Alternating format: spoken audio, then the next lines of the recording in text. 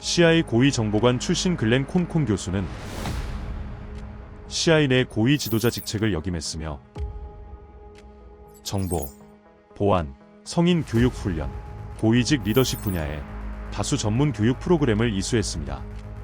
미국 정보 및 외교 분야에서 34년간 근무한 베테랑입니다.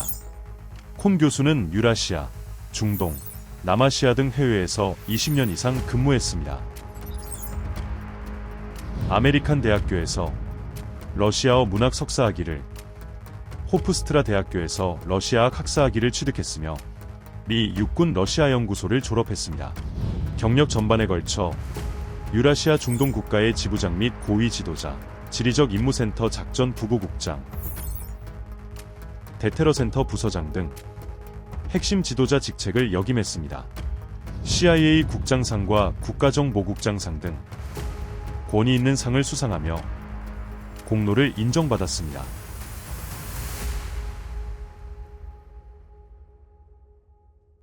콘 교수님, 오늘 이렇게 대화를 나눌 수 있어서 정말 영광입니다.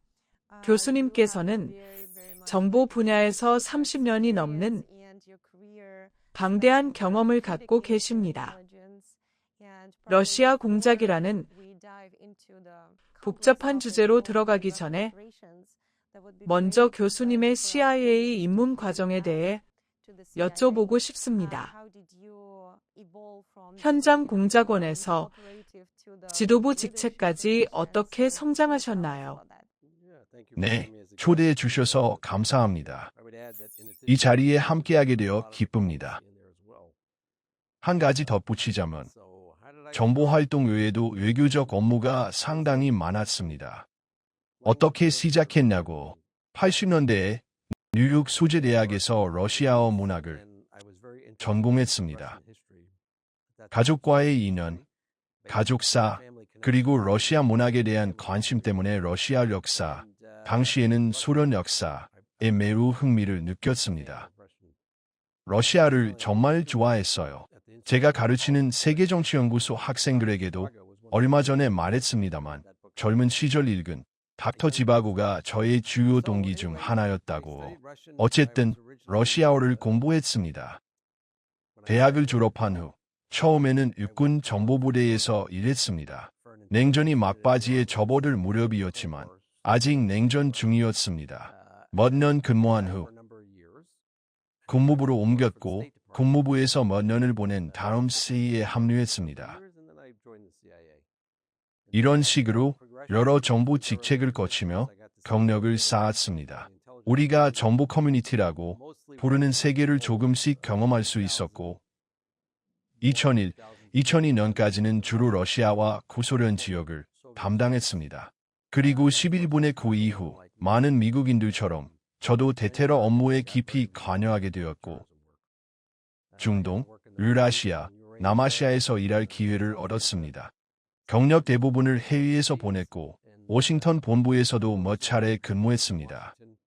2023년에 은퇴했고 은퇴 후에는 워싱턴 DC의 세계정치연구소 대학원에서 가르치기 시작했습니다. 러시아 소련 정보, 역사 과목과 터키 국가안보정책 과목을 담당하고 있습니다. 자랑스럽게 말씀드릴 것은 최근 학생들이 우크라이나 역사 강좌를 개설해달라고 먼저 요청해 왔다는 겁니다. 미국인들이 우크라이나 역사를 충분히 알지 못하며 그것이 러시아 역사와는 별개라는 사실을 학생들 스스로 인식한 것입니다. 우크라이나의 문화와 역사에는 배울 것이 정말 많습니다. 오늘날 러시아의 우크라이나 침공이 가져온 긍정적인 결과가 하나 있다면 우크라이나가 독립국가로 인정받기 시작했다는 점이라고 생각합니다. 저는 우크라이나를 유럽의 미래 선도 국가라고 부르고 싶습니다. 지금도 이미 유럽의 선도 국가입니다. 이것이 제 이야기의 요약입니다. 친구와 함께 운영하는 팟캐스트도 있습니다. 제한 취급이라는 지정학 팟캐스트인데 많은 에피소드가 우크라이나와 유라시아 지역에 초점을 맞추고 있습니다. 공유해 주셔서 감사합니다. 학생들이 우크라이나 역사 강좌를 만들어 달라고 한 것이 정말 인상적입니다. 정말 다뤄지지 않는 주제거든요. 유럽에서도 미국은 말할 것도 없고 모두가 잘 아는 건 아니니까요. 제 경력 중 구소련, 즉 소련 이후 국가들에서 일하면서 보니 러시아인들은 러시아 제국 시절로 거슬러 올라가면 지역을 지배하고 제국과 소련의 일부였던 나라들을 억압했습니다. 러시아 문화나 러시아식 역사관을 심었죠. 냉전 시절 미국은 키이우, 바쿠, 비슈케크의 대사관이 없었다는 사실을 기억해야 합니다. 모스크바에만 대사관이 있었고 상트페테르부르크의 영사관 하나가 있었습니다.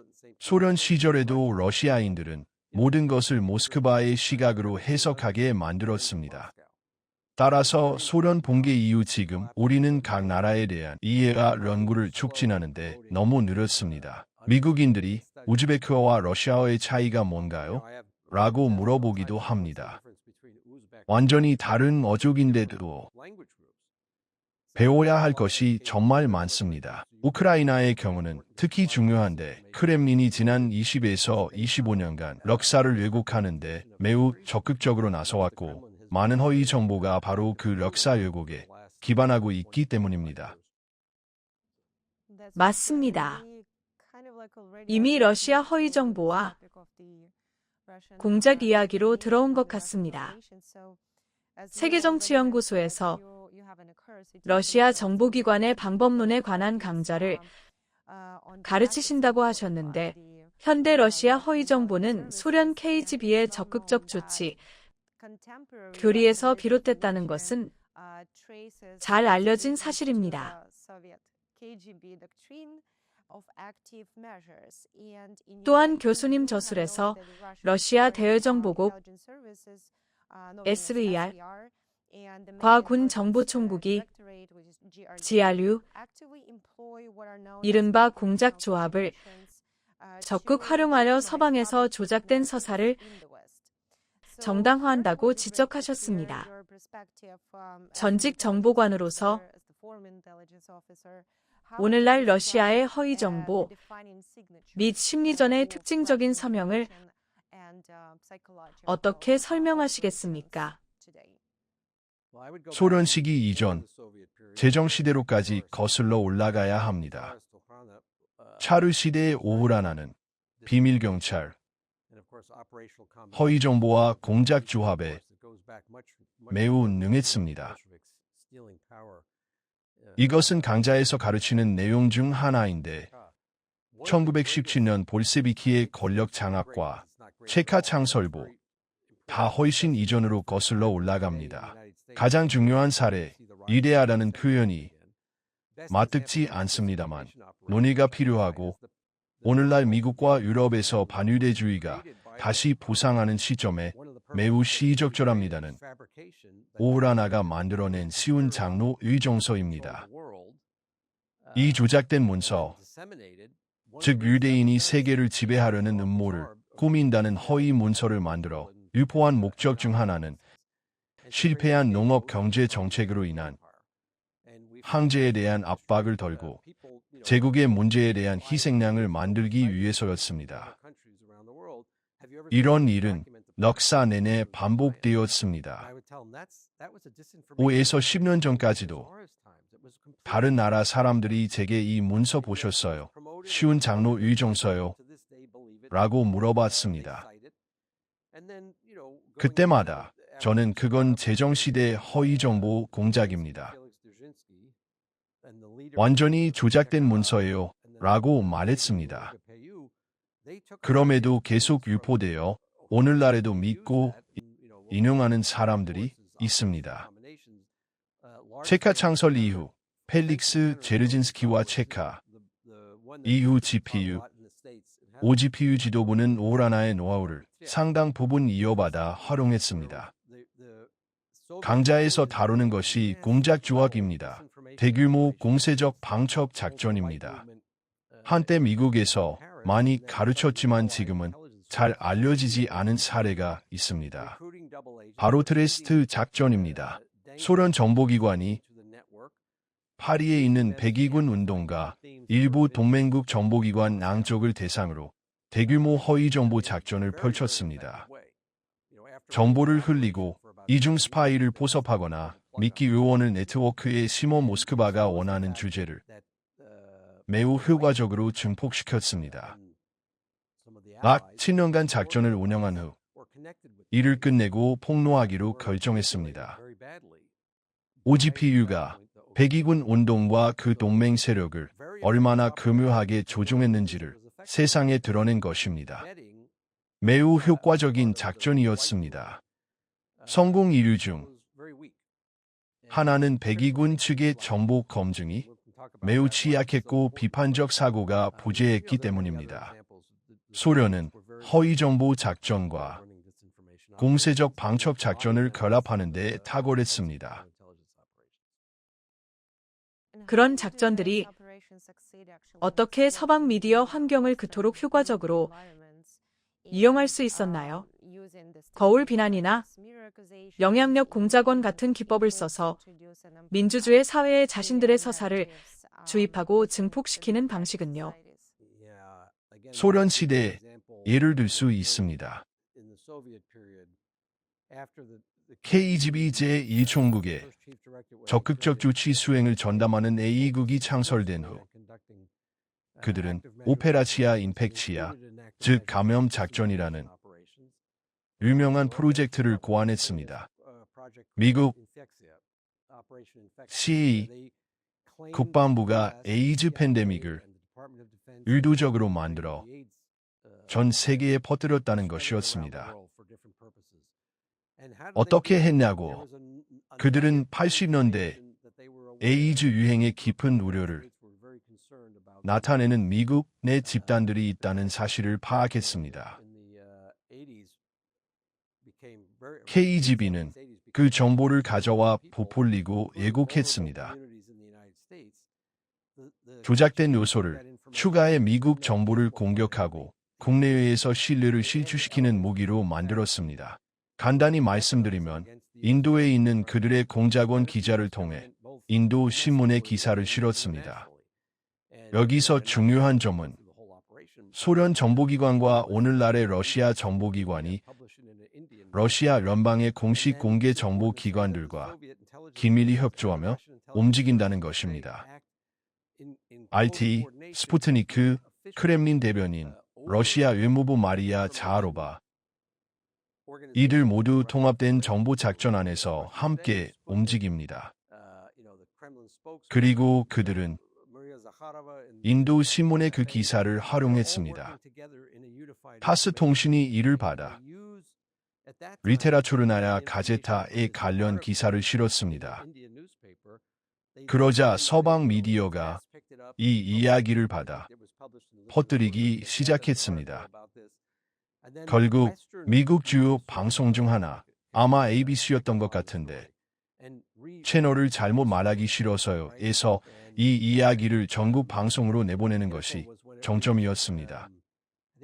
전부 허위 정보에 기반한 것이었습니다. 미국 정부의 신뢰를 실추시키려는 목적으로 사소한 사실 하나를 왜곡 부풀린 것이었습니다. 결국 레이건 행정부가 소련을 공개적으로 비판했고 고르바초프 총서기도 결국 이 모든 것이 조작된 이야기였다고 인정해야 했습니다. 80년대 말에 그 이야기는 철회되었습니다. 하지만 오늘날에도 그 이야기의 일부를 믿는 사람들이 있습니다. 이것이 이런 것들이 얼마나 깊이 청중의 잠재의식, 심지어 의식 속으로 파고들 수 있는지를 보여줍니다. 최근 몇 년간에는 우크라이나를 둘러싼 여러 주제를 볼 수 있습니다. 우크라이나가 파시스트 국가라는 것, 반종교적이고 반기독교적이며 기독교 공동체를 박해한다는 것 등입니다. 여기서 사실의 씨앗은 우크라이나 정부가 크렘린의 정교의 활용, 정보 공작 수행을 위한 우려를 나타내고 있다는 것입니다. 어느 정부든 이런 우려를 가질 정당한 권리가 있습니다. 역사적으로 러시아는 정교회뿐만 아니라 다른 교단들도 정보 목적에 활용해 왔습니다. 우크라이나가 이에 맞서려 하자 러시아는 모든 기독교인과 종교를 박해한다는 이야기로 부풀립니다. 완전히 사실이 아닙니다. 우크라이나에 가 본 사람이라면 누구나 알겠지만 종교의 자유 상황은 많은 나라보다 분명히 러시아보다 훨씬 낫습니다. 작년에 우크라이나에서 누군가가 알려준 통계가 있는데 유럽에서 세 번째로 큰 모르몬교 공동체가 우크라이나에 있다고 합니다. 박해를 받지 않습니다. 러시아에 사는 모르몬교인들이나 다른 교단 신자들에 대해 같은 말을 할 수 있는지는 모르겠습니다. 맞습니다. 공식 보고서를 보면 러시아에서의 종교 박해 실태가 드러나는데요. 러시아 정교의 산하가 아닌 사람들은 사실상 박해를 받고 있고 많은 사람이 감옥에 있습니다. 관련 자료도 방대하고요. 우크라이나 이야기로 돌아가면 미국 사회가 잘 모르는 부분이 있는데요. 우크라이나 정교회는 항상 모스크바 총대주교청과 키이우 총대주교청으로 나뉘어 있었습니다. 모스크바 총대주교청에 대한 의문이 제기된 건 그들이 교회를 통해 정보 공작을 수행한다는 것이 분명하기 때문입니다. 그래서 제가 이해하기로는 전쟁 중에 우크라이나 영토에서 이런 공작이 이루어지지 않도록 모스크바 총대주교청의 러시아와의 모든 관계를 끊으라는 요청이 있었습니다. 그런데 대신 교수님이 방금 묘사하신 것처럼 우크라이나가 기독교인을 박해한다. 반기독교적, 반종교적이라는 거짓 서사가 사용되고 있습니다. 이에서 3년 전에는 러시아가 그 분야에서 상당한 성과를 거두고 있었습니다. 하지만 미국인들을 교육하려는 반격 노력이 효과를 거두고 있는 것 같습니다.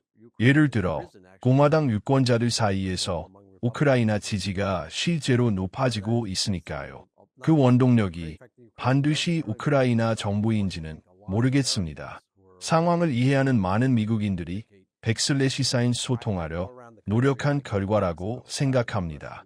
저도 전국을 돌며 러시아와 우크라이나에서 일어나는 일에 대해 강연하는데 자주 나오는 질문이 우크라이나인들이 기독교인을 박해한다는 게 사실인가요? 입니다. 저는 사실관계를 설명하고 확인할 수 있는 자료를 제시합니다. 다른 많은 분들도 같은 일을 하고 있습니다. 발레리아 씨가 좋은 예를 들어 주셨는데 우크라이나에 가기 전에는 반우크라이나 입장이었던 사람이 다녀온 후 제 눈이 열렸어요. 완전히 다른 이야기였습니다. 라고 한 것이요. 지금 우크라이나에 가기가 쉽지 않은 게 안타깝습니다. 하지만 대부분의 사람들이 직접 가본다면 아무런 박해도 없다는 것을 알게 될 것입니다. 저는 한 번도 그런 것을 경험한 적이 없습니다. 대부분의 우크라이나인들은 그냥 자기 삶을 살고 싶어 합니다. 종교인일 수 있지만 다른 종교에 대한 무례함을 본 적이 없습니다. 나치와는 상상할 수 없을 만큼 거리가 먼 사람들이고 그냥 자기 삶을 살려는 사람들입니다. 이웃 나라가 폭격을 가하는 상황에서도 꽤 행복하고 강인하며 친절하고 환대하는 사람들입니다. 우크라이나가 나치에 의해 운영되며 반종교적이라는 서사는 분명히 거짓 서사입니다. 맞습니다. 제가 드린 예시에 대해 시청자분들을 위해 말씀드리자면 마크 번스 목사의 이야기였습니다. 허위 정보에 맞서는 가장 좋은 방법은 사실 정보라는 것을 보여주는 정말 좋은 예입니다.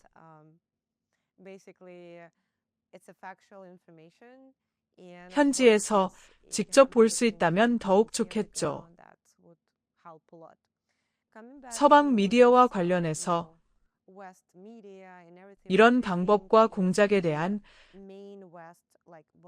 서방의 주요 취약점이 무엇이라고 생각하십니까? 훌륭한 질문입니다. 미디어가 취약한 게 아닐 수도 있습니다. 사회 전반이 취약한 것입니다. 개인적으로 저는 지난 30년간 미국인이니까 미국 이야기를 하겠습니다. 우리 교육 시스템이 퇴보하도록 내버려뒀다고 생각합니다. 역사를 가르치지 않습니다. 젊은이들에게 역사를 제대로 가르치지 않고 역사와 비판적 사고의 튼튼한 토대를 제공하지 않습니다. 기본적인 역사 문제에 대한 이해가 없는 사람들을 자주 봅니다. 이것이 국내의 세력이 쉽게 조종할 수 있게 만듭니다. 그리고 비판적 사고 문제. 오늘날 온라인에 정보가 넘쳐나고 접근이 쉬운 세상에서 끊임없이 정보의 홍수에 직면합니다. 정보를 해석하고 검증하는데 매우 자제력이 필요합니다. 사람들이 그걸 하고 있는지 모르겠습니다. 트레스트 작전 예로 돌아가면 성공한 이유 중 하나가 공급되는 정보에 날카로운 질문을 던지는 검증이 부재했기 때문입니다. 제가 학생들에게 항상 하는 말이 있습니다. 러시아에는 이런 훌륭한 말이 있습니다. 공짜 치즈는 쥐덫에만 있다. 뭔가가 너무 쉬울 때, 정보가 누군가에 의해 밀려 들어올 때 쥐덫이 있지 않을까 생각해야 합니다. 누군가 당신을 함정에 빠뜨리려는 것일 수 있습니다. 그러니 눈에 띄는 뉴스나 헤드라인을 그냥 받아들이기 전에 약간 조사를 해볼 필요가 있습니다. 오늘날 뉴스와 소셜미디어의 많은 헤드라인들은 강렬한 감정적 반응을 이끌어내도록 설계되어 있고 매우 오해를 유발합니다. 그리고 이건 러시아만 하는 게 아닙니다. 우리 스스로도 그러고 있습니다. 클릭이나 관심이나 신문, 잡지 판매를 위해 이런 방법을 쓰는 미디어 종사자들은 부끄러워해야 한다고 생각합니다. 민주주의 보호에 대해 이야기할 때 이런 행태는 전혀 도움이 안 됩니다. 오히려 미래 세대를 위한 미래를 갉아먹고 있습니다. 정말 안타깝습니다. 네, 동의합니다. 미디어를 보면 눈길을 끄는 헤드라인들이 정말 많고 감정이 비판적 사고를 지나쳐 버리고 그냥 받아들이게 되는 것 같습니다. 그리고 인구의 한 부분이 한 가지를 받아들이고 다른 부분이 다른 것을 받아들이면 그게 분열로 이어지고 사회적 불안으로 이어지죠. 허위 정보가 얼마나 해로운지 동의합니다.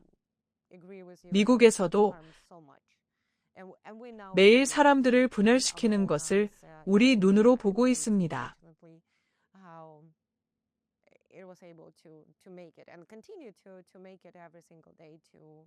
모든 분들께 정말 생각하고 침착하게 정보를 확인하라고 권하고 싶습니다. 바로 그겁니다. 심호흡을 하세요. 저는 친구들에게 항상 말합니다. 뭔가를 그냥 전달하지 마세요. 지금은 클릭 하나로 수많은 사람들에게 보낼 수 있습니다. 문제는 사람들이 허위 정보 한 조각을 받아 퍼뜨리면 사람들이 그것을 돌려보내며 1만 명이 봤으니까 사실이겠지라고 말합니다. 하지만 되돌아가서 물어보세요. 증거가 어디 있습니까? 실제 사실이 뭡니까? 이게 실제로 일어났다는 확실한 증거가 어디 있습니까? 없습니다. 하지만 계속 퍼져나가고 밀어붙여집니다. 감정적이니까 이해합니다. 저도 그런 걸 읽습니다. 처음 반응은 화가 난다 혹은 어떻게 이럴 수 있지 입니다. 하지만 깊이 파고 들어보면 실제로는 아무것도 없습니다. 교육 이야기로 돌아가면 미국에서 자라면서 역사의 특정 부분들이 특정 방식으로 가르쳐졌습니다. 그런데 해외에서 같은 문제를 그 나라 사람들의 시각에서 공부하기 시작하니 미국에서 배운 것과 완전히 달랐습니다. 그리고 미국에서 그렇게 가르친 이유가 있었습니다. 선전의 영향 때문이었습니다. 이건 1800년대로까지 거슬러 올라갑니다. 선전은 러시아인들만 하는 게 아닙니다. 다른 제국들도 매우 효과적으로 선전을 활용했습니다. 살펴보기 시작했더니 내가 악하다고 생각했던 사람들의 역사적 관점에서 보면 실제로 완전히 다릅니다. 대부분의 미국인들이 이걸 모른다는 게 안타깝습니다. 이야기의 이면은 가르쳐주지 않으니까요. 알려진 것 중 일부는 한 제국이 다른 제국을 악화시켜 그 일부를 차지하기 위해 사용한 허위 정보에 기반합니다. 이런 일은 영원히 계속되어 왔습니다. 허위 정보는 새로운 것이 아닙니다. 성경 시대로까지 거슬러 올라갑니다. 맞습니다. 그리고 의견과 사실 정보의 차이를 볼 필요가 있다는 말씀도 중요합니다. 누군가가 주장한다면 그것이 사실인지 아니면 그 사람의 의견인지 확인해야 하죠.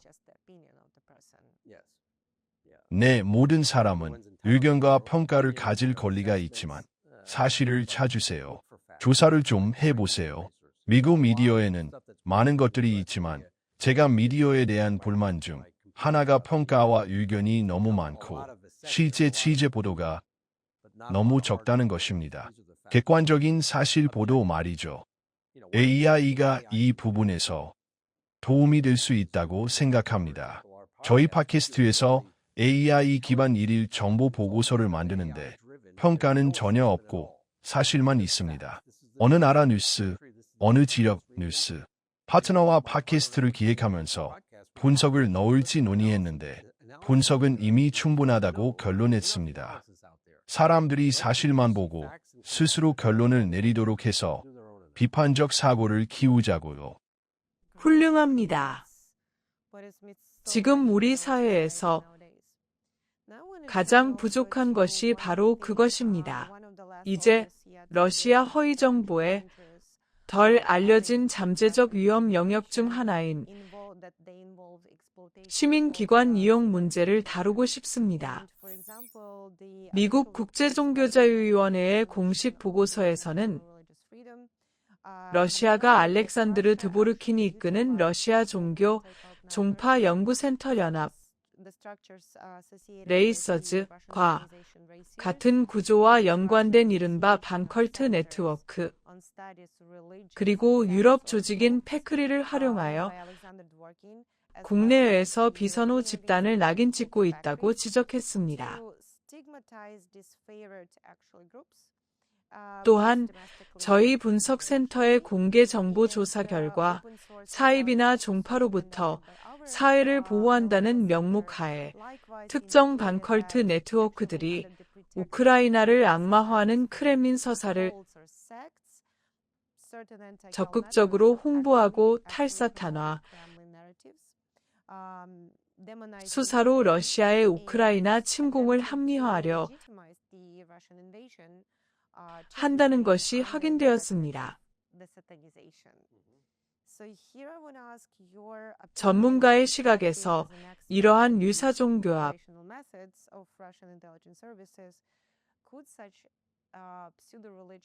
반컬트 전문가 커뮤니티가 여러 나라에서 러시아에 의해 사실상 독점화되어 해외 FSB 활동의 은폐 수단으로 활용될 수 있을까요? 물론입니다.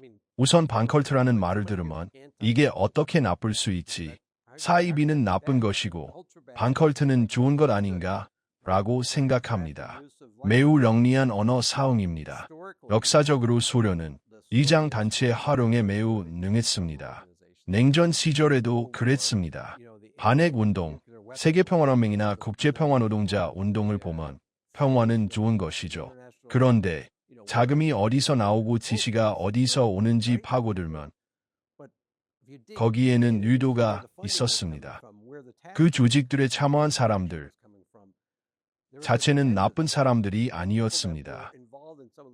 좋은 일을 하려 했지만 자신들이 이용당하고 조종당하고 있다는 것을 몰랐습니다. 어떤 싱크탱크나 시민사회 조직에 계신 분들, 누군가가 서사나 주제를 들고 와서 파트너십을 제안한다면 요즘은 실사를 철저히 해서 실제로 합법적인 조직인지 확인하셔야 합니다. 이 경우에는 우크라이나를 악마화하는 메시지와 관련해서 우크라이나인들이 사탄주의자라는 건가요? 사탄주의자요. 네, 탈사탄화라는 표현을 쓰더라고요. 탈사탄화. 그러면 질문을 던져야 합니다. 사탄화가 이루어지고 있다는 증거가 어디 있습니까? 우크라이나 사회에서 이 현상이 다른 사회에 비해 얼마나 만연해 있습니까? 우크라이나에도 사탄주의자들이 있을 겁니다. 모든 나라에 있듯이요. 하지만 아마 매우 소수일 것이라고 생각합니다. 유럽이나 미국의 싱크탱크에 누군가가 와서 우크라이나에 탈사탄화가 필요합니다 라고 말한다면 저는 내 수치를 보여주세요. 사실을 봅시다. 그런 다음 당신의 노력을 지지할지 결정하겠습니다 라고 할 것입니다. 그리고 사실 잘 살펴보면 러시아에 그것이 더 많을 수 있다는 것을 알게 될 것입니다. 그럼 러시아의 탈사탄화에 집중해야 하지 않을까요? 라고 물어야 할 수도 있습니다.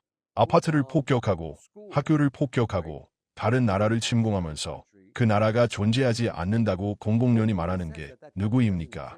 그것이 제 생각에는 사탄적입니다. 다른 민족을 말살할 권리가 있다고 주장할 때 그게 바로 나치가 한 일입니다. 그리고 그게 오늘날 러시아에서 일어나고 있는 일입니다. 이란 정권도 이웃들에게 그런 짓을 하려 했습니다. 저에게 그것이 사탄적 행동입니다. 네. 그리고 이 사이비와 종파 서사, 율사종교학이라고나 할까요? 어떻게 표현해야 할지 모르겠지만 러시아 내부에서 이것을 합법화했습니다. 많은 조직들도 이를 위해 만들어졌습니다. 20년도 더 전에 이 용어를 사용하면서 우크라이나 전체 정부와 정치인들이 사이비 신자라는 서사가 이미 퍼지기 시작했습니다. 그러더니 우크라이나 전체가 사이비가 되었다는 식으로요. 처음에는 황당하게 들려서 그냥 흘려듣고 싶어집니다. 하지만 20년이 지난 지금 이 조직들의 수장들이 우크라이나인을 죽이기 위한 미사일을 축복하는 러시아 정교의 사제들과 긴밀히 협력하는 것을 보면 이것이 사람들의 마음속으로 서서히 파고드는 장기 공작이었다는 것이 분명해집니다. 그래서 이는 하나의 작전이 수행되었음을 분명히 보여줍니다. 즉, 사람들의 인식에 접근하기 위해 시간을 들이는 방식의 작전입니다. 왜냐하면 서방 전체가 하나의 사이비 집단이다라는 식의 서사가 광범위하게 확산되었기 때문입니다. 그들에게는 우크라이나가 우리에게 넘어가고 있으며 소위 이러한 사이비적 서방의 방식으로 전락하고 있다는 식의 인식이 형성되었습니다. 그래서 네, 답변 감사합니다. 그리고 제 질문은 이것입니다. 현재 여러 국가에서 이러한 서사가 나타나고 있는 상황을 고려할 때 민주주의 정부는 이러한 안티컬트 전문가들을 재검토하고 오히려 외국 영향력의 잠재적 대리인으로 간주해야 한다고 보십니까? 아닙니다. 서방 정부가 어떤 단체가 다른 외국 정부로부터 자금이나 지시를 받는다는 것을 확인한다면 외국 공작원으로 취급할 수 있습니다. 하지만 단순히 정부가 마음에 들지 않는 정보를 퍼뜨린다는 이유만으로는 외국 공작원으로 취급해서는 안 됩니다. 그건 검열이 되기 때문입니다. 저는 그것을 원하지 않습니다. 그러면 오늘날의 러시아처럼 되어버립니다. 여기서 매우 신중해야 합니다. 지난 10년간 미국에서 이 문제는 매우 고통스러운 이슈였습니다. 어떤 사람들은 정부가 반대 의견이나 이견을 검열한다고 느꼈습니다.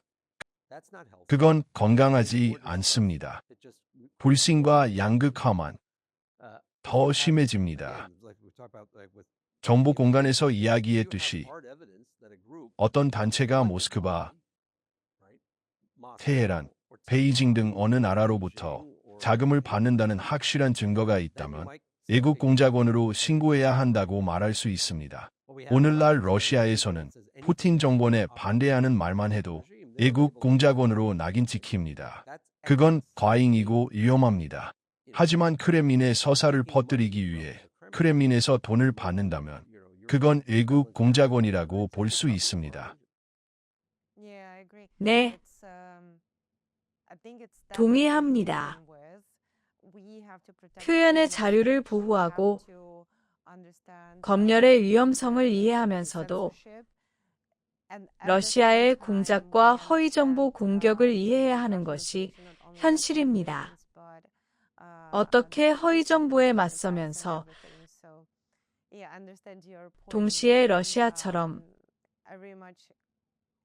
검열 국가가 되지 않을 수 있는지, 이것이 우리 모두의 가장 큰 질문인 것 같습니다.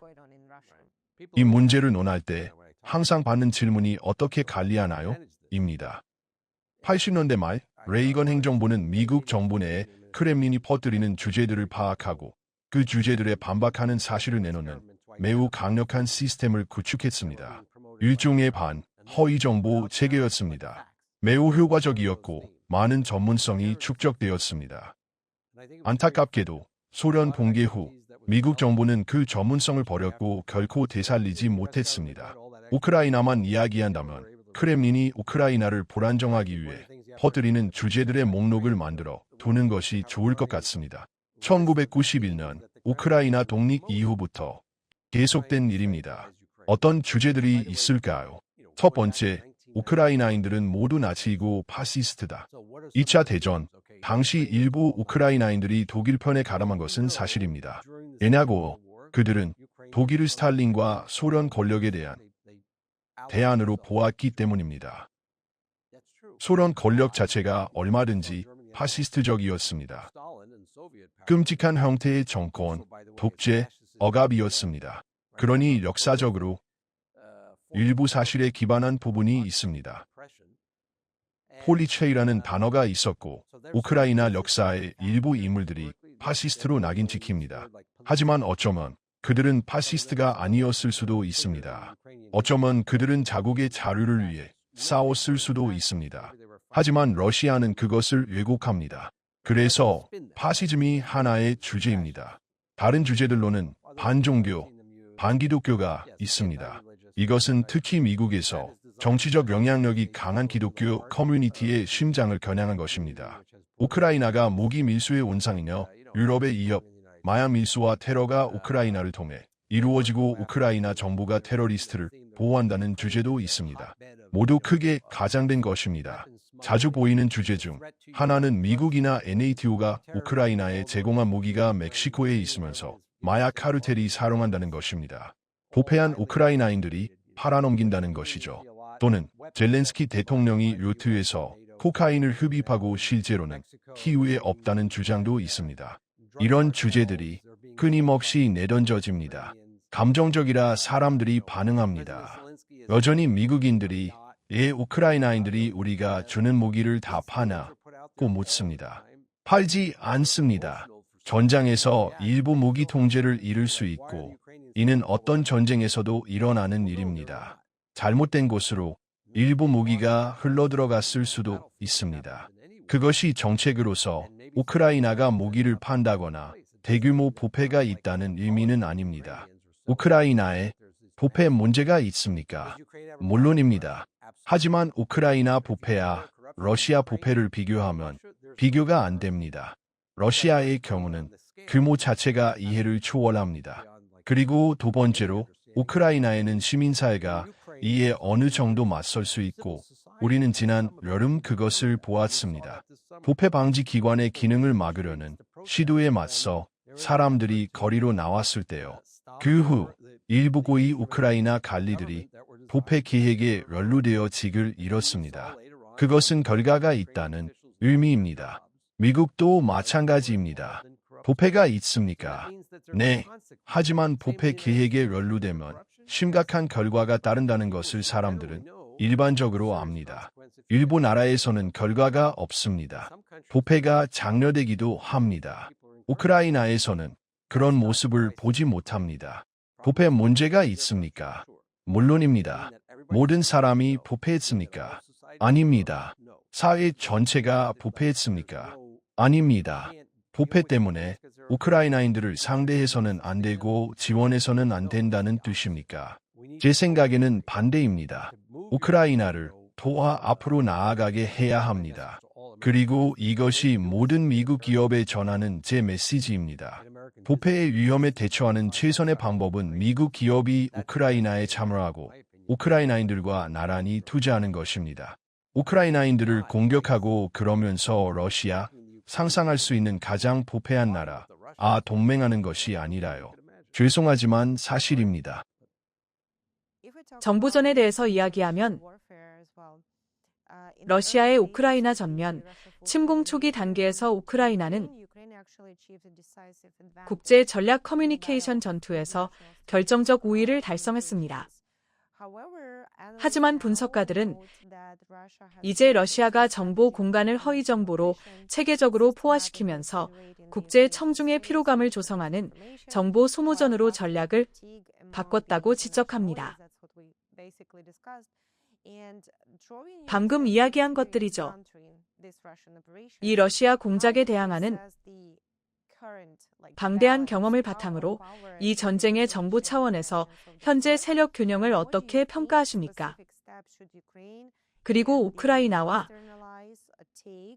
서방 동맹이 국제 무대에서 러시아 허위 정보 생태계를 교란하고 그것을 지속시키는 러시아 정보 거품을 뚫기 위해 어떤 구체적인 조치를 취해야 한다고 생각하십니까? 다시 한번 말씀드리겠습니다. 러시아는 서방이 피로감을 느끼길 원합니다. 2023년에 쓴 글에서 우크라이나를 위한 전쟁은 우크라이나 전장보다 정보 공간에서 특히 당시 미국에서 더 치열하게 벌어지고 있다고 했습니다. 우크라이나의 운명은 우크라이나 국민만큼이나 크렘린의 서사를 마주하고 있는 서방 사람들의 손에 달려 있습니다. 당신들은 지쳤습니다. 러시아인들의 인내심은 놀랍습니다. 당신들은 편안한 삶으로 돌아가고 싶을 뿐이고 다 버릇없이 자랐으며 이 전쟁을 원하지 않고 우크라이나를 돕는 건 돈 낭비라는 것이죠. 제 개인적인 견해는 우리도 매우 강인할 수 있다는 것을 기억해야 한다는 겁니다. 피로감에 대한 이야기를 들을 때 우크라이나에 가서 우크라이나인들이 무엇을 겪고 있는지 보십시오. 저는 지난 2월에 거기 있었습니다. 영하 30도입니다. 사람들에게 난방이 없습니다. 60대쯤 되어 보이는 여성을 만났는데 밤에 손전등을 들고 14층을 걸어 내려가 뭔가를 가져온 다음 엘리베이터가 없어서 다시 14층을 걸어 올라갑니다. 그래도 여전히 웃고 있습니다. 우크라이나인들이 지치지 않는다면 우리도 지쳐서는 안 됩니다. 정보 공간에서 우리는 더 강인해야 합니다. 앞서 말씀드렸듯이 더 공부하고 더 절제력을 갖고 사실을 확인하세요. 그리고 전체적인 큰 그림을 보면 러시아가 정말 이 전쟁을 이기고 있습니까? 러시아가 정말 그렇게 강인합니까? 역사를 보십시오. 러시아가 누구보다 오래 버틸 수 있다는 생각은 잘못된 것입니다. 러시아는 러일 전쟁에서 일본에 졌고 심각한 내부 문제를 겪었습니다. 2차 대전에서 제국은 실패한 체제와 실패한 정책의 무게로 붕괴했습니다. 소련은 체제 운영 방식과 경제 기능의 내부 실패로 붕괴했습니다. 러시아가 심각한 내부 문제를 겪은 사례는 많습니다. 러시아인들도 어느 정도까지만 학대를 견딘 후 거리로 나섭니다. 서방은 러시아인들이 자국 정권에 의해 겪고 있는 고통의 극히 일부도 겪지 않습니다. 제가 아는 많은 러시아인들을 생각해보면 어느 순간 이제 충분해라고 말할 것이라고 믿습니다. 푸틴은 그들에게 무엇을 주고 있습니까? 1999에서 2000년대 초반 집권했을 때 그는 존엄성 회복, 경제 재건, 세계에서 러시아의 위상 회복을 약속했습니다. 지금 그들이 얻는 것은 무엇입니까? 다시 높아지는 범죄율, 혼란, 사회적 혼돈, 부족, 실업, 인구 문제입니다. 러시아인들이 10년 전이나 20년 전보다 세계에서 더 존중받습니까? 아닙니다. 실제로 저는 러시아 밖에 사는 많은 러시아인들이 러시아인임을 밝히는 것이 부끄럽다고 합니다. 푸틴이 그렇게 만든 것입니다. 그게 그가 그들에게 주는 것입니다. 그것이 러시아가 역사에 기억될 모습입니다. 이 팟캐스트를 듣는 모든 러시아인들에게 묻고 싶습니다. 그것이 역사에 기억되고 싶은 모습입니까? 자국의 에고가 이웃들에게 자신의 의지를 강요해야 한다고 생각하는 독재자 때문에 러시아가 정상 국가가 될 가능성을 날려버린 세대로 이웃들이 그의 세계관대로 살거나 아니면 아예 살지 말아야 한다고. 저에게 그것은 미친 짓입니다. 맞습니다. 이미 말씀하셨지만 덧붙이실 게 있으시면요. 우크라이나와 서방 파트너들이 러시아 허위 정보에 맞서는 것뿐만 아니라 더 선제적인 전략 커뮤니케이션과 반박 서사를 채택하는 것이 얼마나 중요한가요? 즉, 이러한 선제적 접근의 필요성에 대해 추가로 말씀해 주실 수 있습니까? 제 마음을 읽으시는군요. 지난 20년간 우리가 저지른 문제 중 하나는 크렘린이 어디서 공격할지 선택하도록 내버려뒀다는 것입니다. 그들은 매우 공세적으로 나왔습니다. 특히 2012에서 13년 이후로요. 어쩌면 2000년대 초반부터요.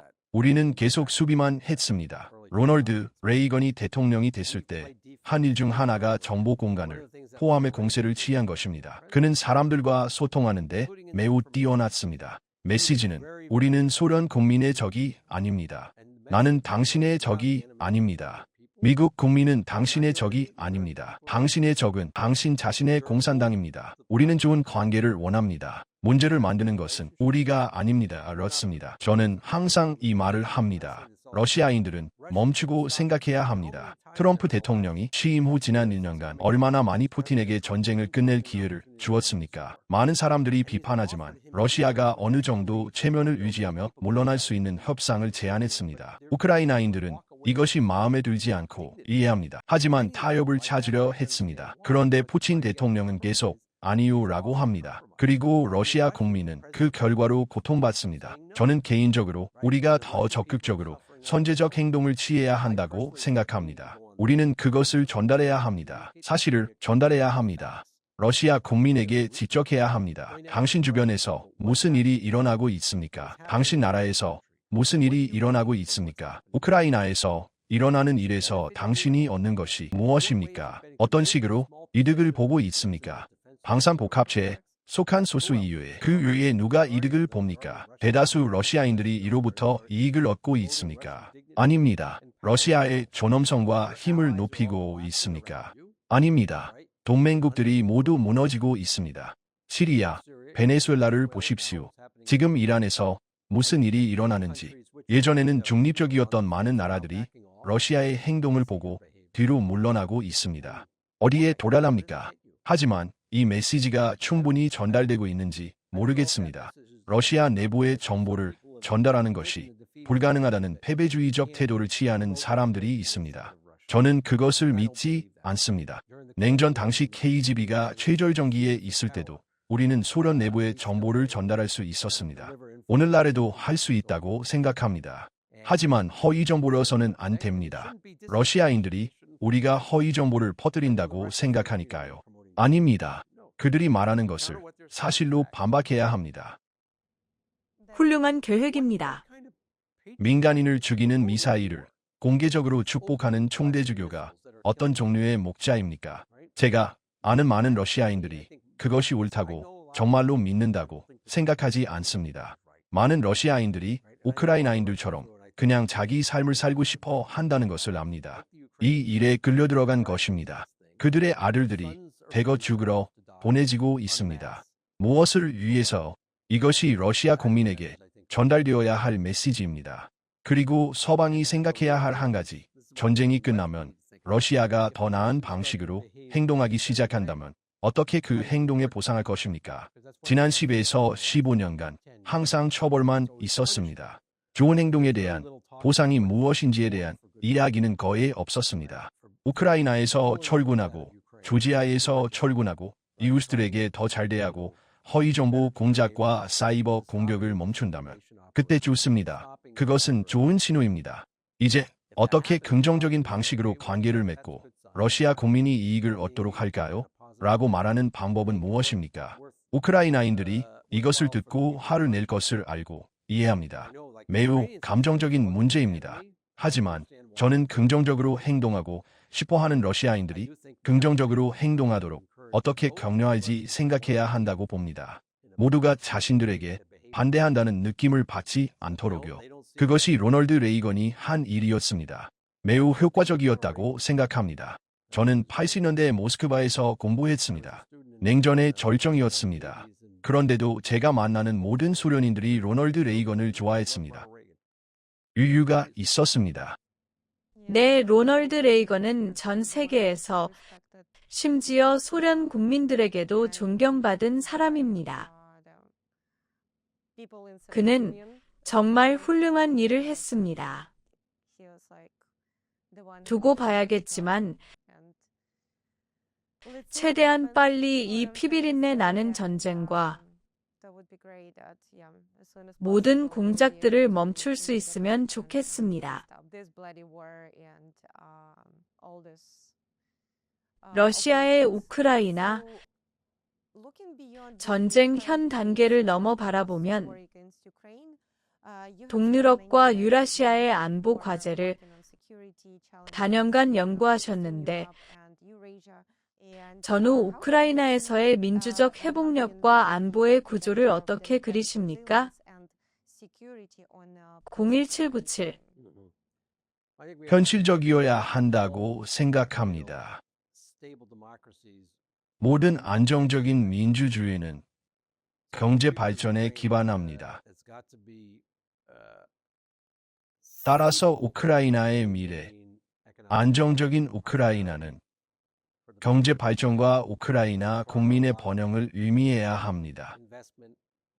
그것은 많은 투자와 지원, 안내가 필요합니다.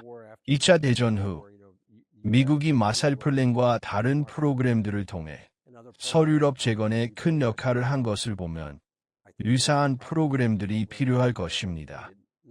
미국만이 아니라 다른 동맹국들도 마찬가지입니다. 걸프 파트너들도 포함해서 많은 자원과 자금이 있습니다.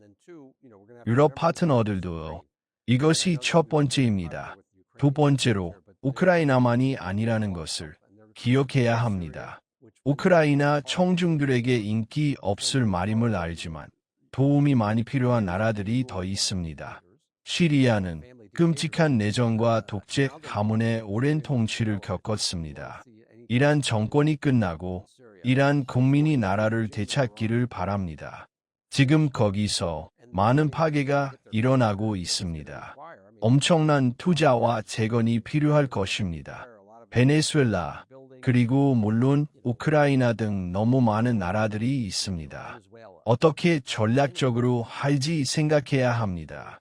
미국에서 그리고 서방에서 여름이나 중간 선거까지만 생각하는 게 아니라 5년 후에는 어떻게 할지 생각해야 합니다.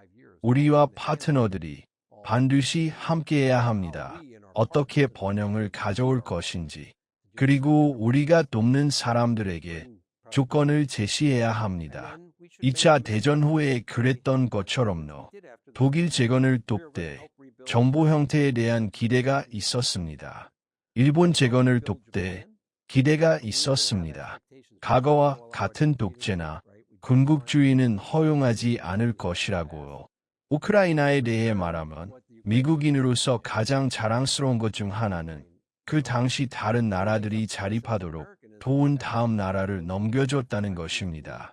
독일을 재건하고 지금 독일은 우리의 가장 큰 경제 경쟁자 중 하나가 되었습니다. 일본 재건을 도왔습니다. 제가 젊었을 70년대에 일본은 미국의 큰 경제적 위협으로 여겨졌습니다. 품질이 좋고 저렴한 자동차를 만들어 자동차 산업을 상당 부분 빼앗아 갔습니다. 우리가 그것을 가능하게 도왔고 산업을 일본에 넘겨줬습니다. 그것이 우리에게도 일본에게도 순이익이었다고 생각합니다. 우크라이나인들은 이것을 기억해야 합니다. 외국인들이 들어와 자국 회사를 너무 많이 통제한다는 민감함이 있을 것이기 때문입니다. 하지만 지금 우크라이나인들에게서 보이는 것은 제가 꽤 폭넓은 계층과 교류하는데 대부분이 매우 잘 교육받고 매우 혁신적이며 사업적으로 진보적입니다. 지금 전장에서 그것이 보입니다. 이것은 좋은 신호입니다. 미래의 우크라이나 기업들과의 파트너십에 많은 잠재력이 있다고 봅니다. 이란, 시리아의 경우는 방정식이 좀 다를 것입니다. 이미 중동에서 보고 있는데 우크라이나에 도움이 필요할 것입니다. 드론 방어 시스템 개발뿐만 아니라 실제로 경제 재건에서도요. 농업 분야에서 우크라이나가 에너지 분야에서 가진 전문성을 보십시오. 정보전으로 돌아가서 러시아가 휴전 이후에도 정보 분야를 포함한 전복 활동을 계속할 가능성이 높다는 것을 우리는 이해합니다. 우크라이나와 서방 파트너들이 미래의 하이브리드 간섭으로부터 우크라이나 사회를 보호하기 위해 방첩과 정보 보안 분야에서 어떤 제도적 개혁을 우선시해야 할까요? 분명히요. 사람들이 우크라이나 전쟁이 언제 끝날까요? 라고 묻습니다. 많은 우크라이나인들은 400년간 계속되었다고 말할 것입니다. 1992년 이후 분명히 러시아는 이러한 비대칭 전쟁, 적극적 조치 공간을 수행해 왔습니다. 그리고 어떤 휴전이나 지금 우리가 보는 재래식 전투의 종료 이후에도 계속될 것이라고 생각합니다. 우크라이나가 어떻게 개혁해야 하는지는 제가 조언드릴 성격이 아닙니다. 다만 미국에서 마지막 미사일이 발사되면 우리가 끝났다고 생각해서는 안 된다는 것입니다. 소련이 철수한 후 아프가니스탄에서 등을 돌리고 떠난 실수를 반복해서는 안 됩니다. 계속 관여해야 합니다. 투자, 경제적 번영이요. 이 허위 정보 사안들 대부분은 행복하고 만족스럽고 안정된 사람들에게는 영향이 없습니다. 저는 제 나라에서 그것을 봅니다. 가장 감정이 격해질 때는 사람들이 두려울 때입니다. 무엇을 두려워합니까? 일자리를 잃고 청구서를 낼 돈이 없고 가족을 돌볼 수 없다는 것이죠. 안전하고 풍요롭다고 느낀다면 그 두려움에 덜 취약합니다. 따라서 이것이 제가 경력에서 많은 나라들에서 본 것인데 경제 발전이 매우 중요합니다. 때로는 경제 발전을 위해 안보 지원을 제공해야 합니다. 경제를 불안정화의 권력을 잡으려는 외부 세력, 국가이든 비국가 행위자이든 이 있기 때문입니다. 미국은 계속 관여해야 합니다. 물론 2022년 2월 이전에도 러시아는 우크라이나 내에서 암살과 사보타주를 수행하고 있었습니다.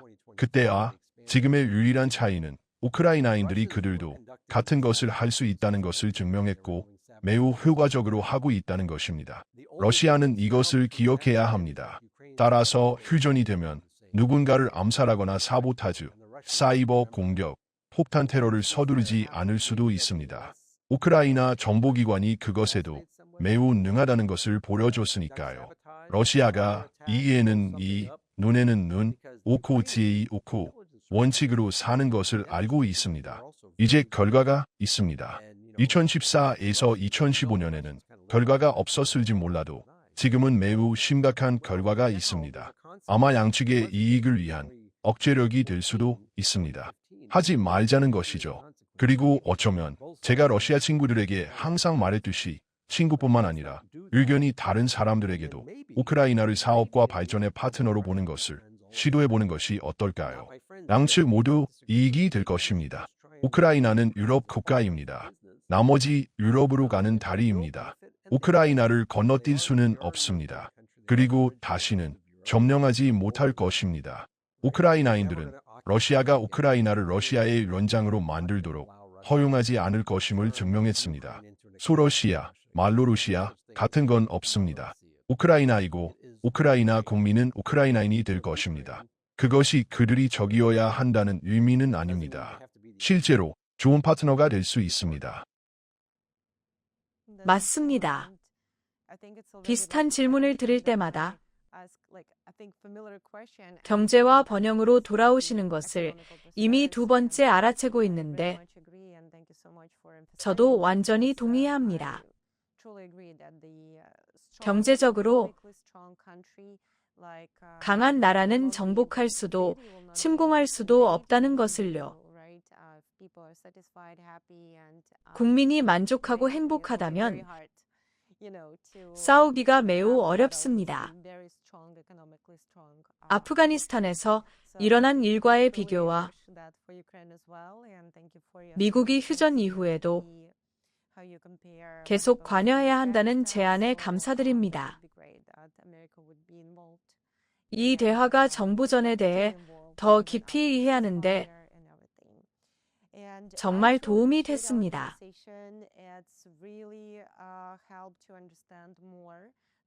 마지막으로 질문 하나만 드려도 될까요?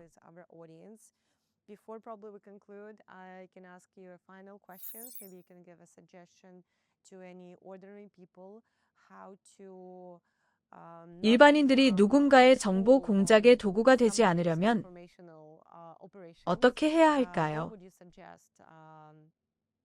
간단한 몇 가지 단계를 제안해 주실 수 있나요? 첫째, 공부하세요. 배우세요. 스스로 교육하세요. 허위 정보의 역사를 공부하세요. 지금 훌륭한 문헌과 책들이 많이 있습니다. 읽을 시간이 없다면 유튜브 영상을 보세요. 둘째, 정보를 접할 때 심호흡을 하고 확인해 보자고 말하는 것을 기억하세요. 오늘날 그것이 어렵지 않습니다. 온라인에 정보도 반박 정보도 많습니다. 조금 조사를 해보세요. 즉각적으로 감정적이 되지 마세요. 소셜미디어의 알고리즘이 당신에게서 이 감정적 반응을 이끌어내도록 설계되어 있다는 것을 이해하세요. 그것에 맞서야 합니다. 당신 스스로가 허위 정보에 대한 최선의 방어 수단이 되어야 합니다. 마지막으로 모르는 것이 있고 그것에서 어떤 반응이 나온다면 그 공백을 채우고 싶은 욕구를 가져야 한다는 것을 기억하세요. 우크라이나 역사를 잘 모른다면 제가 학생들을 자랑스러워한 이유가 있습니다. 우크라이나 역사의 한 인물에 대해 이야기하고 있었는데 학생들이 많은 질문을 시작했습니다. 역사를 얼마나 아세요?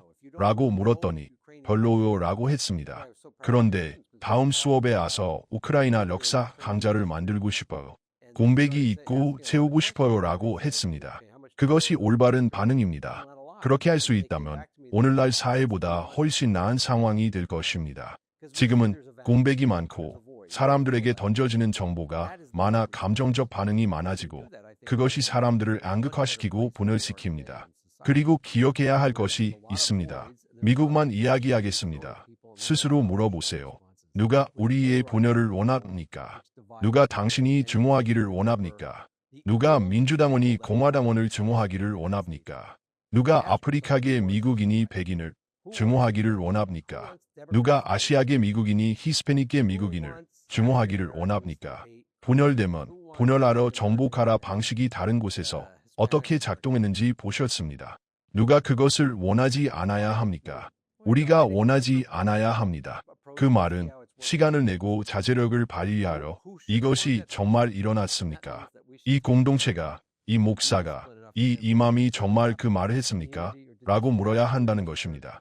2016년 선거 기간 동안 러시아인들이 미국의 다양한 종교 공동체의 정보를 집어넣어 서로 싸우게 하려 했다는 것을 알고 있습니다. 왜냐고 사회를 약화시키려는 것입니다. 정보가 내부에서 붕괴되도록 해서 그들의 영향력을 투사하고 그런데 모든 미국인들이 듣고 있다면 그들은 당신이 가진 것을 빼앗으려 합니다. 그리고 한 발의 총도 쏘지 않고 그것을 할 것입니다. 당신이 자제력을 발휘하지 않는다면요. 사격장에 가서 사격을 하는 것도 좋습니다. 저도 좋아하고 거기에 잘못된 것은 없습니다. 하지만 읽을 시간도 가져보세요. 가장 효과적인 총알, 최선의 자기 방어는 생각하는 능력입니다. 우리를 막으려는 사람들은 우리가 생각하지 않기를 기대합니다.